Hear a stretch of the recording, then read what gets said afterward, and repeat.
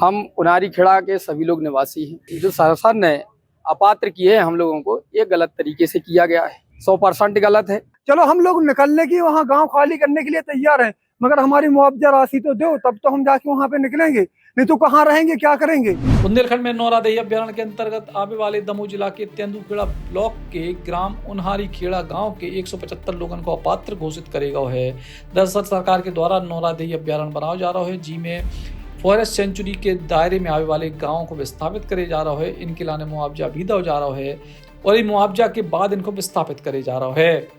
उन्हारी खेड़ा गांव के 175 लोगों को अपात्र घोषित कर दिया गया है। गाँव वालों को क्या वो है कि हम लोग अपने परिवार को पालन पोषण करने के लाने अन्य जगह मजदूरी करवे जात हमको मूलभूत सुविधाओं से वंचित कर दिया गया है और संगई अपात्र की सूची में भी डाल दिया गया है। जबकि हम लोग 7 पीढ़ी से यही गांव में निवास कर रहे हैं, हमारे सब दस्तावेज भी हैं, हम लोग मरवे कटवे को तैयार हैं, लेकिन गाँव छोड़ के नहीं जे हैं। हम उनारी खेड़ा के सभी लोग निवासी हैं। पहली प्राथमिकता तो यह है कि जो शासन ने अपात्र किए हैं हम लोगों को, ये गलत तरीके से किया गया है, 100% गलत है। क्योंकि जब हम वहाँ के निवासी हैं और सारी चीज़ें वहाँ की हैं, तो फिर सरकार ने किस तरीके से किया है, ये तो घोर निंदा है। और अगर ऐसी चीज़ें बगैर उसके करते हैं तो हम लोग किसी भी हद तक जाने के लिए तैयार हैं। एक बात और है, मैं कहूँगा कि शासन, जैसे मान लो कलेक्टर साहब या एसडीएम साहब अभी आए, एसडीएम साहब आए मेरे सामने, तो वो कह रहे हैं कि नहीं, हम लोग हमारी प्रक्रिया में नहीं। हम लोग नीचे स्तर से गए, सिपाही हमारे ग्राम के बीट गार्ड से, बीट गार्ड ने कहा भैया ये तो रेंज जाएंगे। हम लोग झापान रेंज गए, झापान रेंज करे, हमारे पास कोई जानकारी नहीं। तो ये सरासर गलत है। ये जनता कहाँ जाएगी? आज मेरे लिए आप सोच रहे हैं कि ये पढ़ा लिखा है, सारी चीज़ें हैं, तो ये नहीं है, बाकी लोग और क्या करेंगे। तो हम लोग वहाँ के निवासी हैं। रहे, मैं तो कहता हूँ एसडीएम साहब या कलेक्टर महोदय या अन्य कर्मचारी हमारे ग्राम उनारी खेड़ा में या ऐसे अन्य गांव में अपने बच्चों को रखें और 4 दिन वहाँ का पानी पिलाएं, वहाँ के अंधेरे में रहें, वहाँ के मच्छरों से कटवाएं, तब उनको जानकारी होगी और कैसे ये भोजन करते हैं। रोटी को मोहताज हो जाएगी शासन। ये सभी की दुआएं ये बहुत ही गलत जाएंगी और सरकार को ये सोचना चाहिए। तो मैं यही कहूँगा कि सरकार अपने बच्चों को वहाँ पढ़ा लिखाए। और जब हम लोग मजदूरी करेंगे, जैसे सरकार है, कलेक्टर साहब हैं, अपने ग्राम में क्यों नहीं नौकरी करते हैं? अपने ग्राम में जाइए, वहाँ नौकरी करिए। जब अपने ग्राम में वो नहीं कर सकते, हमारे क्षेत्र में करते हैं, तो हम लोग क्या वहाँ घास खाएंगे, गोबर खाएंगे? अरे हम लोग जाके हम भी मजदूरी करने जाते हैं, कोई नौकरी करता है, कोई कहीं कुछ करता है। अगर 4 दिन कहीं नौकरी कर लिया तो वहाँ का निवासी हो गया, कोई देशभक्त है। ये जरूरी नहीं है। हम लोग वहाँ के हैं, हमारी पैदाइशी है, दादा परदादा से लेके हमारी जायदाद वहाँ पर है।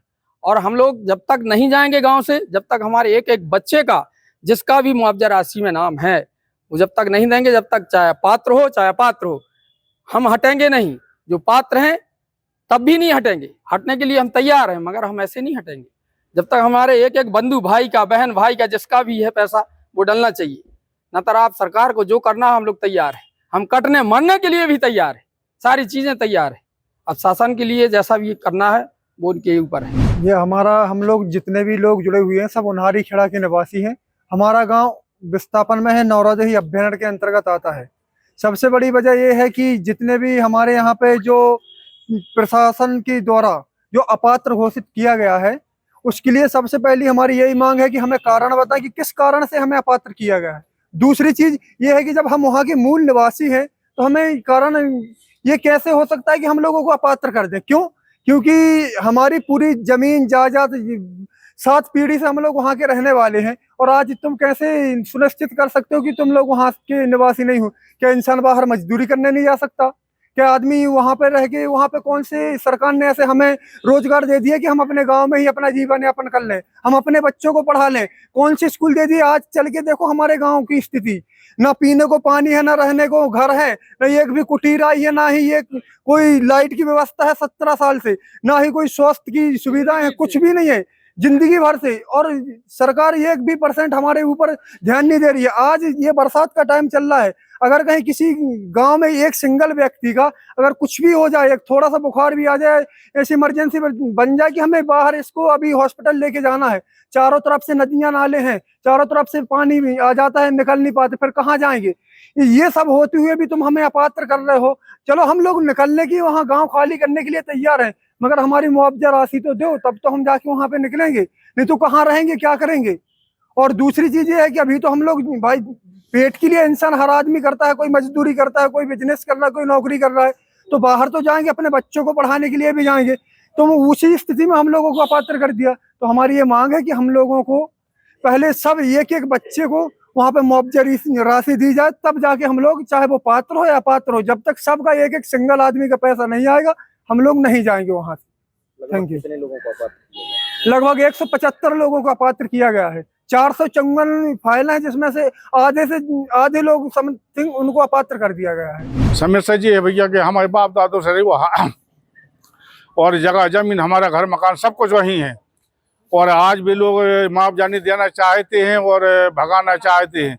200 आदमी बाकी है जिनका अपात्र लिख दिया कि इनका अपात्र है, वो बाहर मजदूरी पढ़ने लिखने के लिए जाते हैं और उनका नाम काट दिया कि आप अपात्र हो। और हमारे 7 पेरी से लेके बही कागज, वोटर लिस्ट, आधार कार्ड सब ओके वहीं का है, और मजदूरी को बाहर जाते हैं। क्या नाम है आपका? नेमा कौन से गांव के निवासी? उनारी खेड़ा रैयत। बोलो क्या समस्या है? समस्या ये है सर कि गांव का विस्थापन नौरादेही अभ्यारण्य के किया जा रहा है, क्योंकि विस्थापन की प्रक्रिया 2015 से चल रही है। 2018 के 8 के प्रक्रिया थी, लेकिन 15 से अभी तक प्रक्रिया 10 साल में नहीं किया, ना होने की वजह से मूलभूत सुविधाओं से वंचित किया, क्योंकि ये मानव अधिकार का हनन है। और इसके बाद भी हम लोगों को अपात्र किया जा रहा है। 445 चौवन में से 175 को अपात्र किया जा रहा है, जबकि वहाँ के स्थायी निवासी हैं। ये तो घोर अन्याय है। ये सर पता नहीं कि आपने इसने किसने कैसा किया है, लेकिन इसकी जांच कराकर उचित कार्रवाई की जाए और सभी को पात्र किया जाए। तो प्रशासन को क्या वो है कि गांव के लोग आए थे, जिनको क्या वो है कि दावा आपत्ति के लाने समय बढ़ाओ जाए, और यही के आधार पर समय बढ़ाओ जा रहा है। वीरांगना रानी दुर्गावती टाइगर रिजर्व नौरादेही जो है, उसके सीमा विस्तार को लेकर तेंदुखेड़ा तहसील के अनेक गांव का विस्थापन प्रस्तावित है। उसी क्रम में उन्हारी खेड़ा गांव जो जंगल के एकदम मध्य में है और जहां की बाघ वगैरह का भी विचरण शुरू हो गया है, तो उस गांव का विस्थापन शीघ्र अतिशीघ्र आवश्यक हो गया है।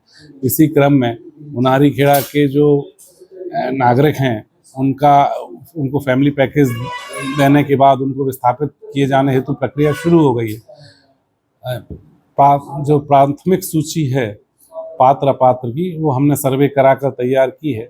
उसमें जो पात्रता के पैरामीटर हैं उसके हिसाब से कुल 454 फाइल तैयार हुई थी सर्वे के दौरान, जिसमें 279 फाइल पात्र पाई गई हैं और 175 लोग अपात्रता की सूची में आए हैं, क्योंकि उनके निवास आदि प्रमाणित नहीं हुए।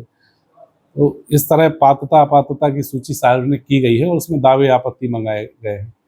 तो ये सूची कल ही चूँकि चस्पा हुई और इसमें अंतिम तारीख 10 दी गई है, तो इसको लेके ग्रामवासी आए थे। उनका ये कहना था कि हमें अपने दावे आपत्ति तैयार करने के लिए और दस्तावेज लगाने के लिए समय की आवश्यकता होगी, इसलिए इसकी अंतिम तिथि जो है दावा आपत्ति प्रस्तुत करने की अंतिम तिथि बढ़ा दी जाए।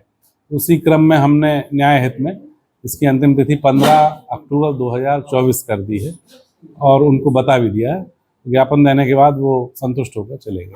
गांव के लोग अगर गांव छोड़े या उनसे गांव छुड़वाया जाए तो उनको पूरा मुआवजा दो जाए और बेहतर जगह विस्थापित करे जाए। विस्थापन के नियम ये कथ हैं। अब देखने जो है कि ई पूरे मामले में क्या कार्रवाई होत। तेंदुखेड़ा से भरत साहू, बुंदेली पहुंचा रखने।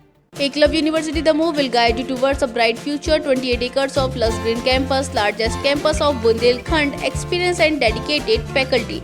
50 future-ready courses taught in 12 different schools, separate courts and ground for sport, fully equipped lab and workshop, safe and fully equipped separate hostel for girls.